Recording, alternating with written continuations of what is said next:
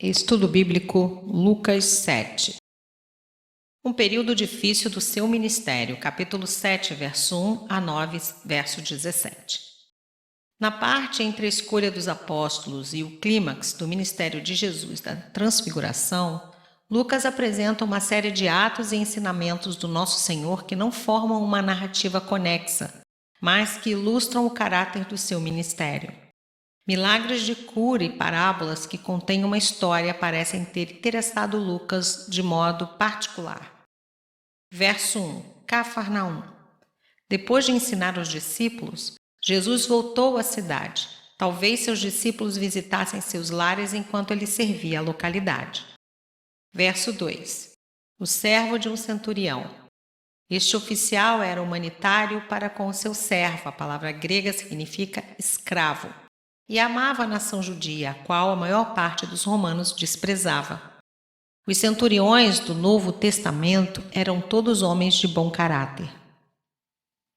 Capítulo 7, verso 4, 23, 47, Atos 10, verso 2 e 27, verso 43. Verso 3. Alguns anciãos dos judeus. O relacionamento do centurião com os anciãos devia ser bom e certamente tinham respeito por ele. Caso contrário, eles não teriam rogado em seu favor. Verso 5. Nos edificou a sinagoga. Ele amava a nação judaica e era de algum modo responsável pessoalmente pela construção da sinagoga local. Versos 6 a 8. Em Mateus 8, 6, o centurião vem em pessoa. Mateus parece significar que aquilo que um homem faz através de um agente, ele faz por si mesmo. Para Lucas, os mensageiros eram importantes por mostrarem a humildade do centurião. Versos 6 e 7. Verso 8. Porque eu também sou homem sujeito à autoridade. O centurião reconheceu que, tal como ele possuía a autoridade que lhe fora conferida por Roma, Jesus tinha a autoridade de Deus que o capacitava a exercer poder sobre doenças. Verso 9. Admirou-se Jesus. Só 2 vezes se diz que Jesus se admirou ou se maravilhou. Aqui, diante da fé manifestada por um estrangeiro, Mateus 8:10, e em Marcos 6:6, diante da descrença em Nazaré. Verso 11.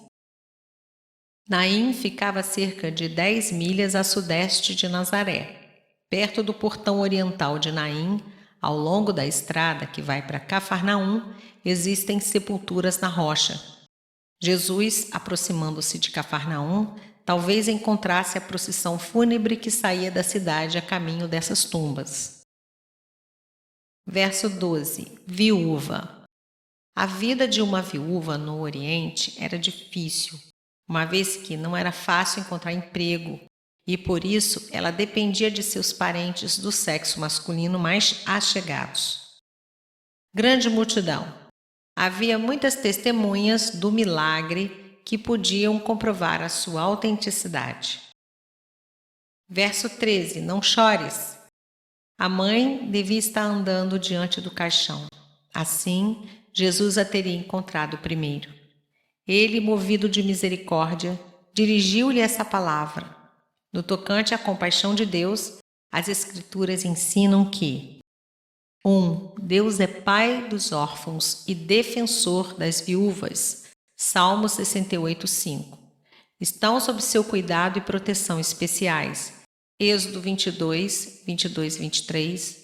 Deuteronômio 10:18. Salmo 146:9. Provérbios 15, 25. 2. Mediante o dízimo e a abundância do seu povo, Deus supre as necessidades deles. Deuteronômio 14, 28 e 29, 24, versos 19 a 21, 26, versos 12 e 13. 3. Ele abençoa aqueles que os ajudam e os honram. Jeremias 7, 6 e 7, 22, versos 3 e 4. 4. Ele está contra aqueles que tiram proveito deles ou os lesam. Deuteronômio 24, 17, 27 e 19, Jó 24, versos 2 a 4, Salmo 94, versos 3 a 7 e 16, e Zacarias 7, verso 10. 5. São beneficiados pelo terno amor e compaixão de Deus, versos 11 a 17, Marcos 12, 42, 43, 18, versos 2 a 8 e 21, versos 2 a 4. 6. A igreja primitiva fez do cuidado deles uma prioridade. Atos 6, versos 1 a 6. 7. Tiago declara que um dos aspectos da verdadeira fé em Cristo é cuidar dos órfãos e das viúvas nas suas aflições. Tiago 1, 27, 1 Timóteo 5, versos 3 a 8. Verso 14. O esquife. A palavra grega indica uma maca sobre a qual o corpo era levado, ou o próprio caixão. Verso 15. O primeiro dos 3 milagres de Jesus em ressuscitar mortos, capítulo 8, versos 40 a 56 e João 11, versos 1 a 44. Tais milagres foram poderosos sinais messiânicos, verso 22. Entretanto, estas ressurreições diferem da ressurreição de Cristo, porque estes 3 foram reunidos aos seus corpos mortais somente para morrerem uma vez mais. Jesus, sendo o primeiro a ser revestido de um imperecível corpo espiritual, 1 Coríntios 15, versos 42 a 44, ele é na verdade o primogênito dentre os mortos, Colossenses 1, 18, conferir com 1 Coríntios 15, 20. Verso 16. Todos ficaram possuídos de temor. A súbita ressurreição do morto deve ter sido aterradora para aqueles que seguiam o cortejo fúnebre, ainda que se alegrassem com o fato. Deus visitou o seu povo. Durante muitos anos não havia testemunho profético em Israel. A magnitude desse milagre compeliu o povo a crer que Jesus devia ser um profeta. Verso 18. João, seus discípulos. O ministério de João Batista estava lentamente sendo eclipsado pelo de Jesus. Os rumores desse milagre em Naim deviam ter sido largamente discutidos e chegaram ao local onde João era prisioneiro. Verso 20. És tu aquele que estava para vir ou esperaremos outro? O longo cativeiro de João devia tê-lo deixado desanimado e talvez começasse a duvidar se Jesus era ou não afinal Messias. Verso 22. Então Jesus lhes respondeu. Jesus respondeu desafiando os mensageiros de João a observarem as demonstrações do seu poder. E ele suplicou a João que não se escandalizasse, verso 23, com a maneira dele conduzir o seu ministério. Escandalizar, no grego escandalizo, tem o significado de desviar ou fazer errar, mais do que desagradar-se. Ver Isaías 35, versos 5 e 6 e 61, verso 1. Verso 24. O Senhor prestou homenagem a João, fazendo 3 perguntas ao povo. Um caniço agitado pelo vento? As canas nos pântanos inclinavam-se com o vento, não se mantinham numa única posição. Jesus disse que João era um homem de convicções, que não mudava de opinião segundo os costumes do momento. Verso 25. Um homem vestido de roupas finas? Roupas comuns eram feitas de fazendas grosseiras tecidas à mão. Só os muito ricos usavam sedas e linhos importados. João era vigoroso, um homem que podia suportar dificuldades e que pertencia ao povo comum. Verso 26. Um profeta? Entre os hebreus, o profeta era o mais alto tipo de líder, uma vez que era comissionado e inspirado por Deus. O povo de Naim chamou Jesus de profeta e o mesmo título lhe foi aplicado em outras ocasiões. João 4:19, 7, verso 40 e 9, verso 17. Verso 27. Este é aquele de quem está escrito. A citação de Malaquias 3:1 é sem dúvida significativa. Estabelece João como precursor do Messias, colocando-o acima de todos os outros profetas. Ti, no original do texto citado, é min e se refere a Deus, que pronuncia essas palavras acrescentando: de repente virá ao seu templo o Senhor, a quem vós buscais, o anjo da aliança a quem vós desejais. Por implicação, então, Jesus foi identificado como Senhor de Malaquias e a sua divindade foi declarada. Verso 28. Ninguém é maior do que João. João foi o maior e o último dos profetas e o arauto de uma nova dispensação, o menor no reino de Deus. João sabia apenas que a redenção e a obra do Espírito Santo seriam introduzidas por Jesus, João 1, 29 a 34. Ele não viveu para ver a obra de Cristo aperfeiçoada. Aqueles que vivem na dispensação do reino de Deus têm maiores privilégios e poderes do que João. Verso 29. Reconheceram a justiça de Deus. Essa palavra foi usada por Lucas mais do que pelos outros escritores dos evangelhos. O povo comum reconhecia a justiça de Deus, aceitando a condenação dos seus pecados através da mensagem de João, e eles expressaram arrependimento, submetendo-se ao batismo. Verso 31. A que, pois, compararei os homens da presente geração? Jesus ilustrou o comportamento dos fariseus com as brincadeiras das crianças, das quais ele mesmo deveria ter participado quando criança. Verso 32. Se alguém propunha que brincassem de casamento, os outros não queriam dançar. Se outro sugeria que brincasse de enfermo, ninguém queria chorar. Fosse o que fosse o sugerido, ninguém ficava satisfeito. Chamavam João de louco porque ele se abstinha do luxo. Acusavam Jesus de ser glutão e beberrão porque assistia a festas. Versos 33 e 34. Verso 36. Convidou um dos fariseus para que fosse jantar com ele. Seu nome era Simão, verso 40. Ao que parece, ele não foi simpático com Jesus, versos 44 a 46. Não há dúvidas de que sua motivação era ou apanhar Jesus numa cilada ou encontrar alguma razão verdadeira para acusá-lo. Capítulo 6, verso 7.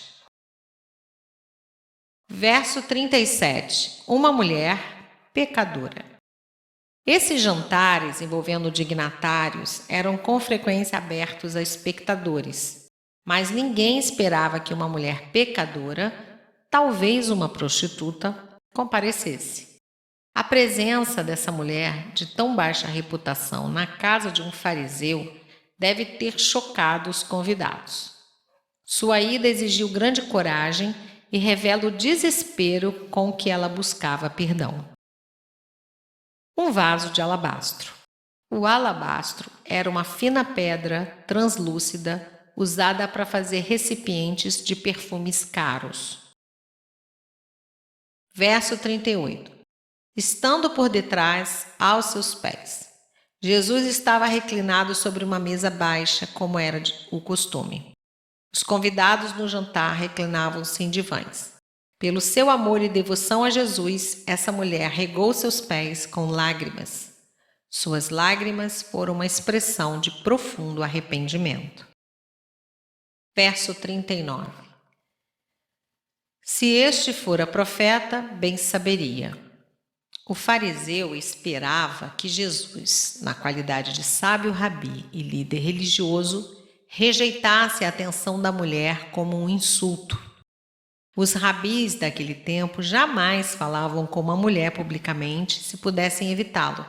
E se o faziam, sua conduta era excepcional. João 4, 27. Simão concluiu que Jesus era ou estúpido ou relaxado. Em qualquer dos casos, do ponto de vista de Simão, Jesus não podia ser um profeta. Verso 40, dirigiu-se Jesus e lhe disse. Simão não pronunciou nenhuma palavra audível, mas Jesus leu os seus pensamentos e respondeu através da parábola que segue. A história devia ter prendido a atenção dos convidados e, ao mesmo tempo, tornou a questão inequivocadamente clara. Verso 41. Certo credor. Sendo rico, Simão mesmo devia ter sido credor em numerosas ocasiões. Talvez Jesus soubesse que ele era generoso e usasse a história para tocá-lo pessoalmente. 500 denários, 50. Cada denário equivalia ao salário de um dia de trabalho. 500 denários representavam uma soma elevada, quase 2 anos inteiros de salário. Verso 42. Qual deles, portanto, o amará mais? Simão talvez aceitasse a história com um simples quebra-cabeça proposto, parte da conversação ao jantar. Verso 43. Respondeu-lhe: suponho, indica que ele estava um pouquinho relutante em se comprometer, porque sentia que Jesus tinha um motivo oculto em contar a história. Só havia, entretanto, uma única resposta lógica e ele a deu. Verso 44. Não me deste água para os pés. Uma omissão indesculpável. Lavar os pés de um convidado era uma formalidade essencial. Não oferecer água a um convidado para que lavasse os pés era equivalente a insultá-lo. Verso 45. Não me deste ósculo. No Oriente, mesmo hoje em dia, os homens frequentemente se cumprimentam beijando as faces um do outro. Era uma maneira polida e comum dos amigos se cumprimentarem no tempo de Jesus. Romanos 16:16, 1 Coríntios 16:20, 1 Tessalonicenses 5:26. Verso 46. A cabeça com óleo. Um toque de óleo perfumado deveria ser uma parte preliminar da festa, mas Simão omitira até mesmo esse inexpressível favor. A mulher usara unguento valioso. Verso 47. Aquele a quem pouco se perdoa. Jesus contrastou a falta de cortesia de Simão com a devoção dessa mulher e deu a entender que Simão não experimentara um perdão profundo. Verso 48. Então disse a mulher, Jesus já tinha declarado, verso 47, que os pecados da mulher, que ele não negava existirem, foram perdoados. Mas para justificá-la diante do público, fez uma declaração direta. Verso 49. A mesma pergunta foi feita quando da cura do paralítico, capítulo 5, verso 21. Verso 50. A tua fé te salvou. Nem todos aqueles a quem Jesus curou foram salvos, mas sim aqueles que exibiram fé verdadeira. Capítulo 17, verso 19, 18, verso 42, Mateus 9, 22, Marcos 5, 34. Essa mulher não pode ser identificada como sendo Maria Madalena nem Maria de Betânia, apesar da semelhança do ato dessa última registrado na narrativa do jantar em Betânia, Mateus 26, versos 6 a 13, Marcos 14, versos 3 e 9 e João 12, de 1 a 9. As diferenças entre esses episódios são maiores do que as semelhanças.